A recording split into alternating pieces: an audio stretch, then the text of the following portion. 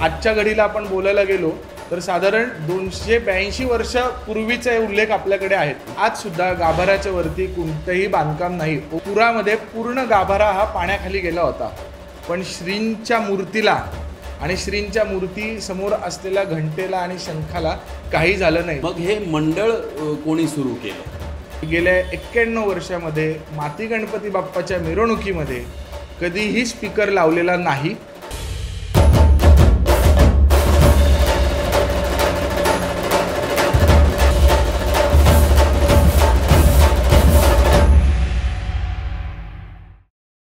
नमस्कार।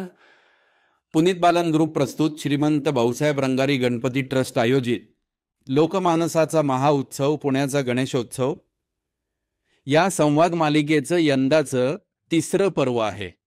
आजच्या भागामध्ये आपण भेटणार आहोत नारायण पेठेतील आमच्या तरुण मित्राला, ज्यांचं नाव आहे कौस्तुभ खाकुर्डीकर। कौस्तुभ यांचं वैशिष्ट्य असं आहे की पुण्यातील श्री मातीचा गणपती देवस्थान ट्रस्ट हे मंदिर आणि नारायणपेठ श्री माती गणपती सार्वजनिक गणेशोत्सव मंडळाचे विश्वस्त या दुहेरी भूमिकेतनं ते आपल्याशी गप्पा मारणार आहेत। नमस्कार कौस्तुभ। नमस्कार। आम्हाला अनेक गोष्टींची उत्सुकता आहे।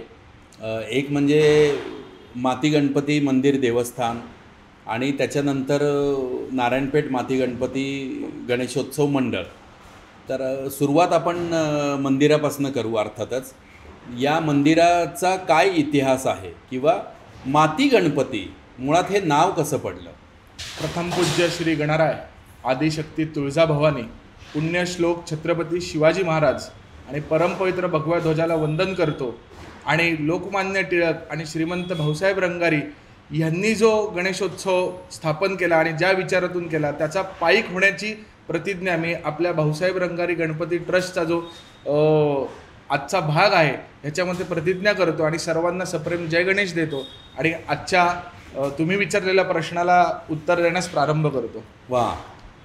प्रथमतः जो उल्लेख आपण करतो माती गणपती, तर तो अपभ्रंश आहे।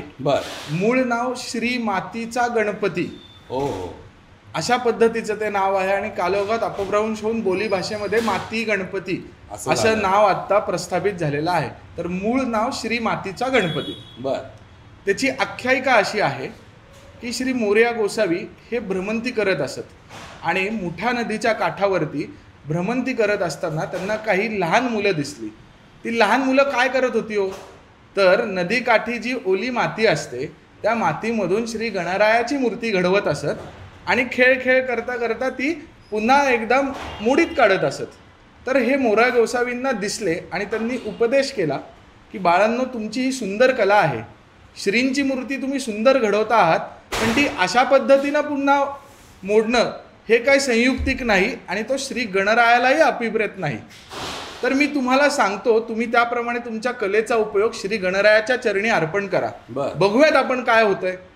आणि मोरया गोसावींनी त्या लहान बाळांना, त्या लहान मुलांना उपदेश केला आणि जे अथर्व शीर्षामध्ये श्री गणरायाचं वर्णन केलेलं आहे, चतुर्भुज आहे, पाशा अंकुश धारण केलेला गणपती आहे, अभय देणारा एक हात आहे आणि एका हातामध्ये मोदक धारण केलेला, अशा पद्धतीचं उपदेश हे श्री मोरया गोसावींनी त्या लहान खेळकर मुलांना सांगितला। त्यांच्या हातून श्री बाप्पाची जवळजवळ 4 फूट उंच आणि 2.5 ते 3 फूट रुंद अशी गणपतीची मूर्ती मातीमधून, मुठा नदीच्या मातीमधून साकारली गेली। आणि म्हणून त्याचं नाव तेव्हापासून श्री मातीचा गणपती असं प्रस्थापित झालं आणि त्या काळापासून श्री श्रोत्री कुटुंबियांच्या मालकीचं असलेलं हे श्री खाजगी देवस्थान 350 वर्ष आहे, तसंच आज पुण्यामध्ये दैदिप्यमानाने प्रमाणे उभा आहे। वा वा। याचा आख्यायिका तर तुम्ही सांगितली। ऐतिहासिक संदर्भ मी वाचला होता की सवाई माधवराव पेशव्यांच्या जन्माच्या वेळेला ज्या मंदिरांमध्ये दक्षिणा ठेवली गेली होती त्यापैकी हे एक मंदिर आहे 1773। तर त्याबद्दल आम्हाला थोडं ऐकायला आवडेल। सर, आपण जो उल्लेख केला 1773चा, त्याची नोंदी हे इतिहासकार मंदारजी लवाटे यांनी नोंद केलेली आहे, त्याची नोंद आपल्याला सापडते। पण श्री श्रोत्री कुटुंबियांकडे एक 1740चा सुद्धा एक कागद उपलब्ध आहे. बर. सो आपल्याला तेवढं मागं जावं लागेल. म्हणजे जवळजवळ आजच्या घडीला आपण बोलायला गेलो तर साधारण 282 वर्षापूर्वीचे उल्लेख आपल्याकडे आहेत. बरोबर. आणि आख्यायिकाप्रमाणे जर गेलो तर मोरया गोसावींचा काळ हा शिवाजी महाराजांच्या समकालांचा काळ आहे. तो शिवकालापर्यंतच आपल्याला मागे जाऊन ह्या मंदिराच्या इतिहासाकडे बघावं लागेल. इतकी जुनी असणारी मूर्ती, मातीपासून बनवलेली, या मूर्तीचं वैशिष्ट्य तुम्ही सांगितलंय. या मंदिराचं आम्हाला वैशिष्ट्य सांगा. ह्या मंदिराचं वैशिष्ट्य असं आहे की 250 वर्षापूर्वीचं हे मंदिराचं बांधकाम आहे गाभाऱ्याचं. बर.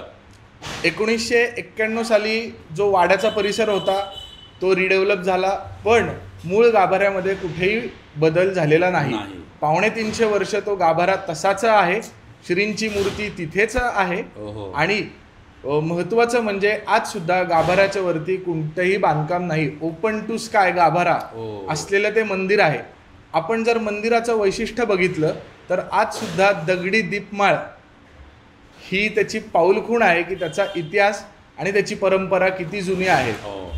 आणि गाभाऱ्याचं अंतर ते दीपमाळेचं अंतर जर आपण मोजलं तर आपल्याला लक्षात येईल की श्री मातीचा गणपती देवस्थान जे आहे त्याची मोठं असू शकते, त्याची किती प्रशस्त असू शकतं हे त्याचं वर्णन आहे. तर प्रत्येक देवळी जी होती किंवा जी मूळ मंदिराची कमान होती त्याच्या पुढे बसण्यासाठी मोठमोठ्या दगडी ओसऱ्या होत्या. जसं वाड्याला पूर्वी ओसऱ्या असायच्या तशा जे मूळ देवस्थान होतं तर त्याची भव्यता आपल्याला साधारण लक्षात येते. वा वा वा. या मंदिराबद्दल पानशेतच्या पुराची पण एक आठवण जुने लोक सांगतात. होय. 1961 साली जो पानशेतचा महापूर आला आणि त्यामध्ये होत्याचं नव्हतं. शनिवार, नारायण, सदाशिवपेठ, सिंहगड रोडचा परिसर इथे होत्याचं नव्हतं होऊन गेलं. म्हणजे अक्षरशः लोकांचे संसार वाहून गेले. जे त्या काळचे होते ते देशोधडीला लागलेली लोक पण ह्या पुण्याने बघितलेली आहेत. पण ह्या मंदिराचं आणि ह्या बाप्पाचं वैशिष्ट्य असं आहे की पुरामध्ये पूर्ण गाभारा हा पाण्याखाली गेला होता, पण श्रींच्या मूर्तीला आणि श्रींच्या मूर्ती समोर असलेल्या घंटेला आणि शंखाला काही झालं नाही. घंटा आणि शंखा हल्लासुद्धा नाही. असं प्रत्यक्ष बघणारे आज काही जण हयात आहेत आणि त्यांच्याकडून हा प्रसंग जेव्हा ऐकला जातो तेव्हा अंगावर काटा येतो आज सुद्धा. वा. श्री मातीच्या गणपतीच्या मंदिराची, देवस्थानाची तुम्ही वैशिष्ट्य सांगितलीत. याच्यामध्ये त्याच्या तेलवातीबद्दलचा पण एक ऐतिहासिक संदर्भ आहे, तो आमच्या श्रोत्यांसाठी सांगा. श्रोत्री कुटुंबियांच्या मालकीचं श्री खाजगी देवस्थान आहे. तर श्री मातीचा गणपती जसा मगाशी उल्लेख आला की पेशव्यांच्या बारशाच्या अक्षता ह्या तिथं आल्या होत्या, तर पेशवे दप्तरामध्ये त्याची नोंद आहे. आज सुद्धा देवदेवेश्वरच्या अधिकृत नोंदीमध्ये त्याची नोंद आहे. जो हिंदू धर्मामध्ये एक शिरस्ता होता की जे राजशासन असायचं ते आपल्या मंदिरांना तेलवातीसाठी काही अनुदान देत असत. आपला धर्मकार्य पुढे जावं हे त्या राजशासनाची तेव्हाची जी परंपरा होती ती पेशव्यांनी सुद्धा पुढे ठेवली आणि पेशव्यांनी श्री मातीचा गणपती याची तेलवातीची व्यवस्था ही लावून देण्यासाठी तेव्हा काही रक्कम ही सरकारी त्यांच्या दरबारातून केली होती. तोच शिरस्ता आज तागायत चालू आहे. श्री देवदेवेश्वर देवस्थानाकडून श्री मातीचा गणपती देवस्थानासाठी तेलवातीसाठी आवश्यक जी तजवीज आहे ती आज सुद्धा दैनिक स्वरूपात केली जाते. वा वा वा. ही परंपरा किती प्रेमाने आणि श्रद्धेने जोपासतायत देवदेवेश्वर संस्थानचे लोकसुद्धा, त्यांचे सुद्धा आभार मानले पाहिजेत. नक्कीच. श्री मातीचा गणपती देवस्थान, त्या मंदिराबद्दलच्या सर्व गोष्टी तुम्ही सांगितल्यात. आम्हाला उत्सुकता आहे की मग हे मंडळ कोणी सुरू केलं, जे आपण नारायणपेठ श्री माती गणपती सार्वजनिक गणेशोत्सव मंडळ ट्रस्ट म्हणतो, तर ते किती साली सुरू झालेलं आहे आणि कसं सुरू झालं त्याची पण इंटरेस्टिंग गोष्ट आहे. बर. ज्या हेतूनी गणेशोत्सव चालू झाला, देशाला स्वातंत्र्य मिळावं, लोकसहभाग वाढावा, बरोबर, आणि त्यातून गणेशोत्सवाची स्थापना झाली. तर हेच कारण होतं, देशाला स्वातंत्र्य मिळवून देणं आणि लोकसहभाग. ह्याच्यासाठी नारायणपेठेतील त्या काळातले जे तरुण होते 20-22शीतले, ते पूर्वी जरीपटका मर्दानी आखाडा ह्या नावाने मर्दानी खेळ करत असत. बर. पुण्यामध्ये त्या काळी ज्या जत्रा व्हायच्या, उत्सव व्हायचे, तर त्यामध्ये जरीपटका मर्दानी आखाडाच्या माध्यमातून हे तरुण तिथं आपली कला सादर करायचे.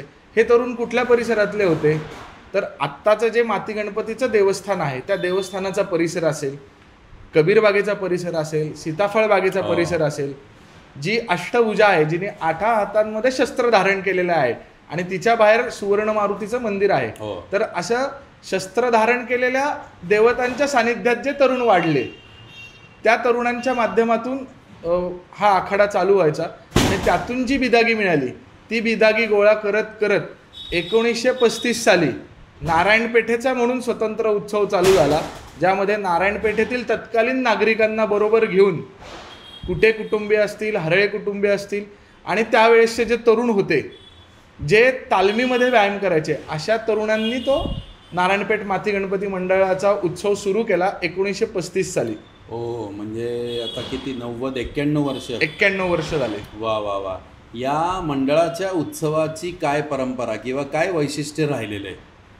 मी जसा मगाशी उल्लेख केला, तर शस्त्र धारण करून शस्त्राचं प्रदर्शन करणं जे कदाचित भाऊसाहेब रंगारेंना अपेक्षित होतं, बरोबर, ते मंडळाच्या कार्यकर्त्यांनी तेव्हा केलं. लोकमान्यांना अपेक्षित जो गणेशोत्सव होता की जनजागृती व्हावी, लोकसहभाग व्हावा आणि स्वातंत्र्यासाठी काही ना काहीतरी व्हावं, त्या पद्धतीची कीर्तनं असतील, त्या पद्धतीचे देखावे असतील, उद्बोधनात्मक प्रवचन असतील, हे स्वातंत्र्यपूर्व काळात चालू होतं. स्वातंत्र्य मिळाल्यानंतर मंडळांनी काळानुरूप बदल करत गेले स्वतःमध्ये. मग पौराणिक देखाव्यांची एक परंपरा पुणे शहरामध्ये आली होती. त्या परंपरेमध्ये मंडळांनी सहभाग नोंदवला. त्याच्यानंतरच्या काळामध्ये सांस्कृतिक कार्यक्रम, ज्यामध्ये मोठमोठ्या गायकांचे त्यावेळेस 10 दिवसांमध्ये कार्यक्रम आयोजित करणं असेल, त्यांची कला सादर करण्यासाठी गोष्टी असतील. मी इथे एक गोष्ट कौस्तुभ आपल्याला सांगू इच्छितो. मी निवेदन करायला लागलो तो माझा आयुष्यातला पहिला कार्यक्रम हा माती गणपती सार्वजनिक गणेशोत्सव मंडळाने गणेश जन्माच्या दिवशी आतमध्ये केलेला. म्हणजे हे मधुकर लिपाणे वगैरे मंडळी आणि कबीर बागेच्या समोर जे स्टेज आहे, सचिन करंबेळकर त्यावेळेला आमचा मित्र जिवंत होता, बिचारा अकाली गेला, तर त्या गणेश जन्माचा कार्यक्रम केला होता. त्याच्यामध्ये निवेदन करून माझ्या कारकिर्दीची सुरुवात बाहेर कार्यक्रम करण्याची झालेली.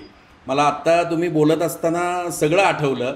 म्हणजे मी सांगतो, आता जे प्रथितयश झालेली मंडळी आहेत सगळी, त्यावेळेला नवोदित होतो आम्ही. म्हणजे व्हायोलिन वादक, संगीतकार, गायक सचिन इंगळे, सचिन करंबेळकर त्यावेळेला होता, तोही नंतर खूप नावारूपाला आला होता.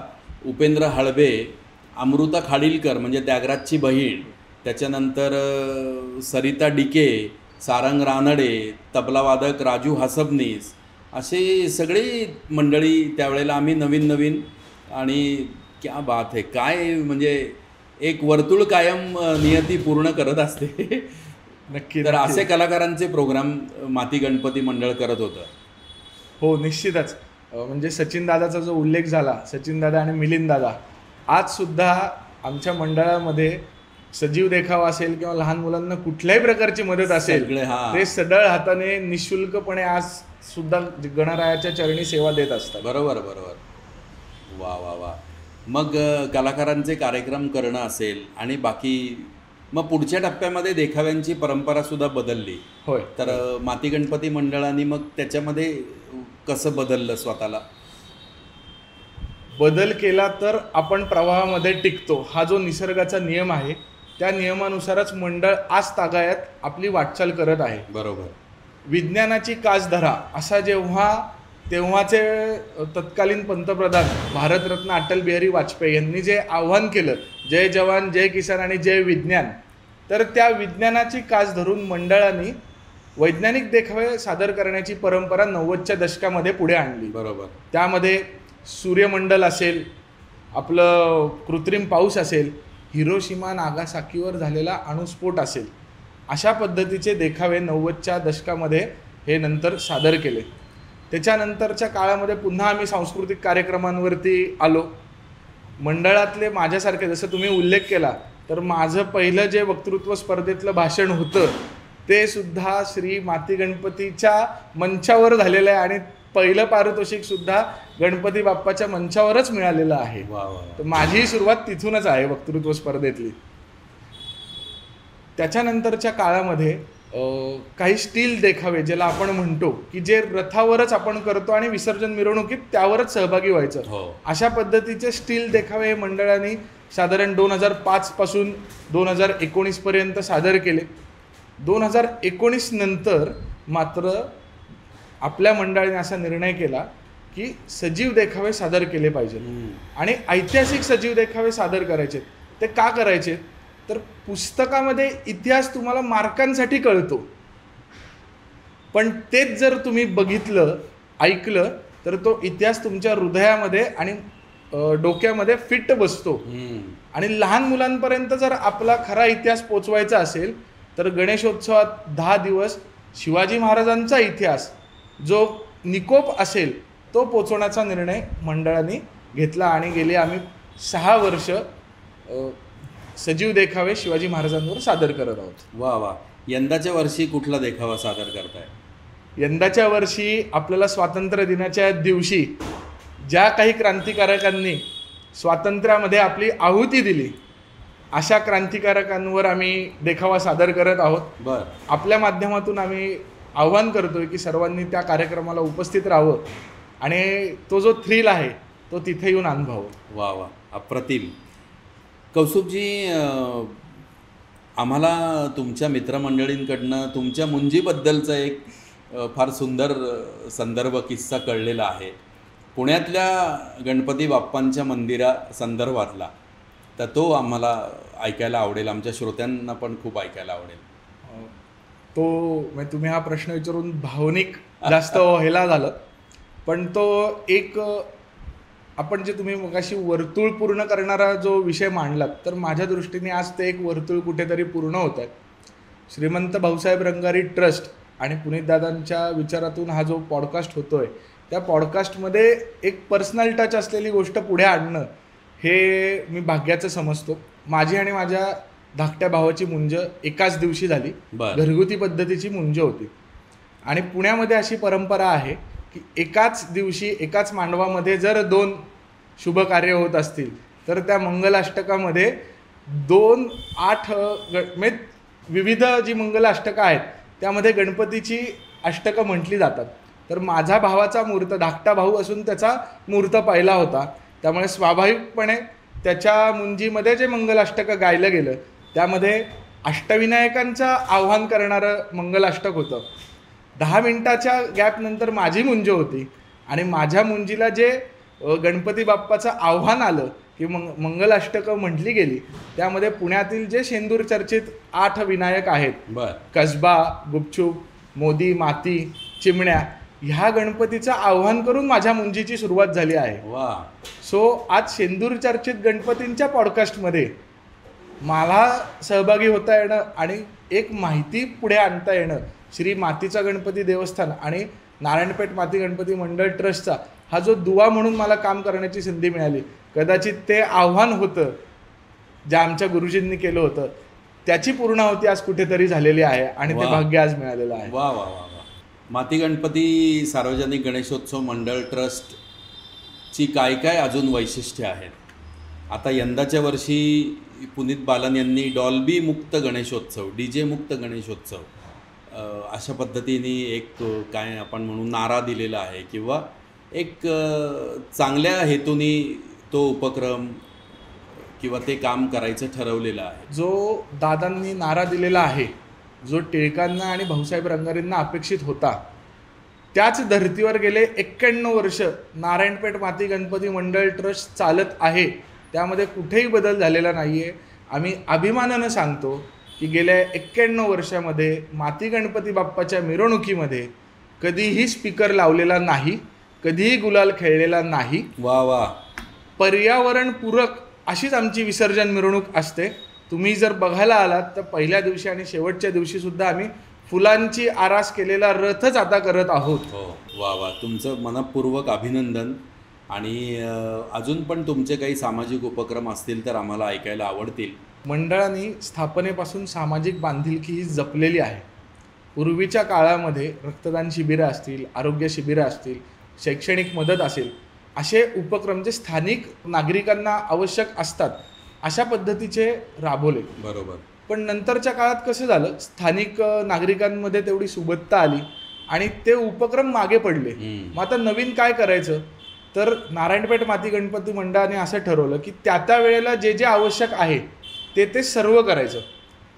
आम्ही अभिमानानं सांगण्यापेक्षा सुद्धा एक कृतज्ञ भावनातून सांगतो की आमचं जे कर्तव्य आहे की जे आम्हाला पिढीजात आम्हाला मिळालेलं आहे की गणेशोत्सव जरी करत असलो तरी आपली पहिली बांधिलकी समाजाप्रती आहे. समाजाच्या लोकवर्गणीतून उत्सव होतो, त्यामुळे त्यातला काही अंश हा समाजाला परत दिला पाहिजे. जसं आपण म्हणतो घेता घेता आपण देणारे झाले पाहिजेत. तर आम्ही कुपवाडामध्ये जो काही 4-5 वर्षांपूर्वी भयंकर परिस्थिती होती, तिथल्या नागरिकांना म्हणजे अक्षरशः हिंदीसुद्धा बोलता येत नाही, ते त्यांची काश्मीरी भाषा बोलतात आणि त्यांना असं वाटत होतं की आम्ही वेगळे आहोत आणि भारत देश वेगळा आहे.